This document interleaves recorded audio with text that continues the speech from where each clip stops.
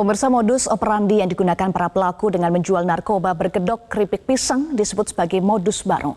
Siapa target korban dari pengedaran narkoba ini? Kita akan membahasnya dengan Asep Iwan Iriawan, aktivis Gerakan Nasional Anti Narkoba. Selamat pagi Kang Asep. Selamat pagi Mbak Eva, sehat selalu. Salam saya juga Kang Asep. Ini bukan sembarang keripik pisang.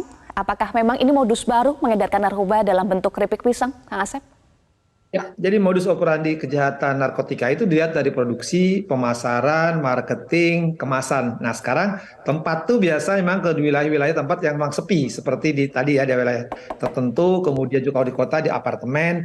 Nah, kemasan-kemasan ini biasanya dilakukan dalam bentuk makanan. Ya, kalau untuk anak-anak SMP, SMA itu kan menggunakan permen atau coklat atau apa dan sebagainya. Nah, sekarang di wilayah tertentu mereka menggunakan makanan-makanan yang menjadi santapan dari orang-orang tertentu ya, misalkan kita sore kan makan keripik, makan apa, nah mereka melakukan hal itu, jadi pola-polanya itu mereka selalu berubah seperti ular gitu kan, ganti kulit ya, dari ketika ganti kulit entah diproduksinya mereka ke pinggir, pemasarannya mereka melalui media sosial, kemudian juga marketingnya juga tetap melalui media sosial dan mulut ke mulut. Cuman yang mengejutkan sekarang dia berani memasuki wilayah yang sebenarnya ya biasanya kan di pinggiran kota atau di kota itunya. Nah sekarang termasuk wilayah di daerah tertentu yang memang tidak termasuk kota besar. Nah ini juga memang, tapi mungkin juga produksi di situ, tapi marketingnya di seluruh Indonesia karena menggunakan media sosial, cuman dibungkus dengan makanan. Dengan ganti kulit pola yang baru ini, apakah targetnya juga korban baru, Kang Asep, yang belum pernah mengonsumsi narkoba? Ya, bagi mereka adalah yang penting mereka berhasil menjual ini ya, dan mereka melakukan sesuatu dimanapun mereka akan kerjakan.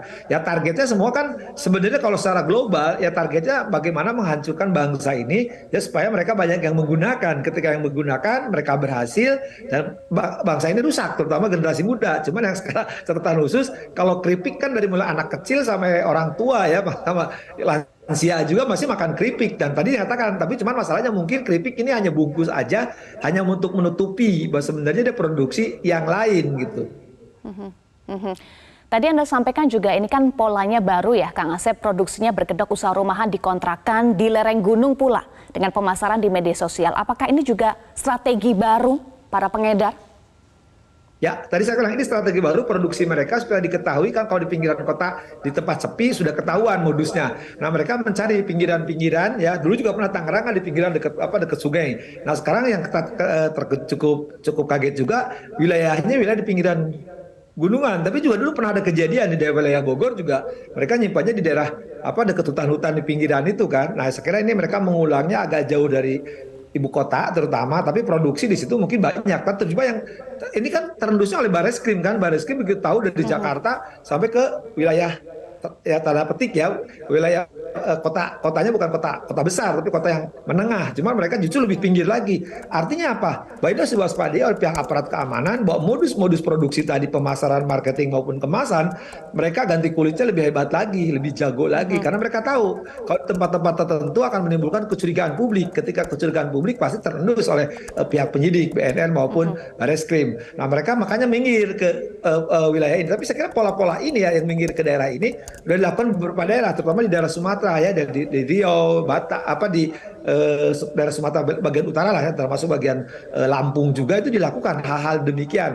Cuman yang bagi mungkin keripik ini yang bagi kita memang aneh juga gitu ya, aneh dalam arti wah kok kalau keripik kan bahaya gitu. Tapi saya lebih duga mungkin keripiknya itu hanya kamuflase, tapi di banking itu nah mungkin diselipkan jualan aslinya. Iya, ada keripik, ada happy water juga ya Kang Asep. Pemasarannya di media sosial, harusnya kan ada kecurigaan ya, karena harga keripik pisang ini biasanya belasan ribu sampai puluhan ribu saja, tapi bisa jutaan rupiah Kang Asep. Dengan adanya kasus serupa, bagaimana seharusnya pengawasan juga di media sosial Kang Asep?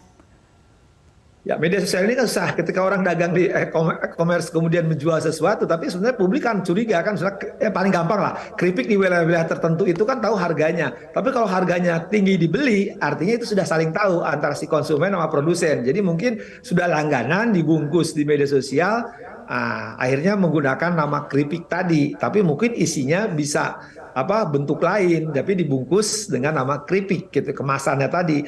Tapi saya pikir kalau beli keripik harganya jutaan, tapi kalau misalkan satu truk sih nggak ada masalah. Cuman kalau berbungkus itu harga keripik, itu kan simbol ya istilah-istilah di antara pemakai dan penjual yang sekarang istilahnya baru kan. Misalkan dulu bukan sekilo sekelas, misalnya segaris dan sebagainya, bukan sebungkus. Tapi sekarang mungkin istilahnya keripik dibungkus tertentu, harganya tertentu. Tapi mereka pemasarannya media sosial melalui pengiriman jasa jasa pengiriman di online itu. Jadi orang tidak ketahuan atau jasa pengiriman online tidak akan tahu kan isinya apa. Karena jangan itu mungkin Pak, saya juga baru beberapa bulan yang lalu ya di travel aja bisa menggunakan travel, jadi kirimannya travel misalnya dari Jakarta, Sleepy ya satu bungkus nanti diambil di Bandung. Jadi bungkusan lain disebutnya makanan, tapi di dalamnya ya begituan gitu. Ya, modusnya sudah baru, polanya juga makin canggih, maka pengawasannya juga harus makin canggih ya, Kang Asep, penindakannya juga harus makin tegas. Terima kasih Asep Iwan Iriawan, aktivis Gerakan Nasional Anti Narkoba sudah bergabung bersama kami di Selamat Pagi Indonesia. Jelajahi cara baru mendapatkan informasi. Download Metro TV Extend sekarang.